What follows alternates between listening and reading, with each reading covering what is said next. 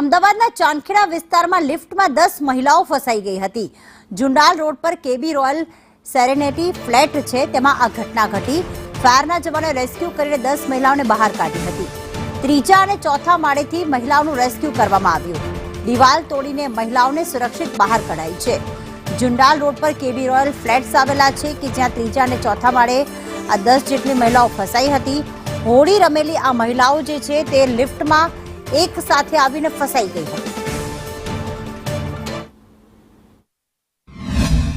મહિલાઓ લિફ્ટની અંદર ફસાઈ હતી, એમની સાથે વાતચીત કરી, એમની સાથે એમને પેનિક ન થાય એને સલાહ સૂચન આપી, પાણી સોડા જે કંઈ પહોંચાડવાનું હતું એ પહોંચાડ્યું હતું।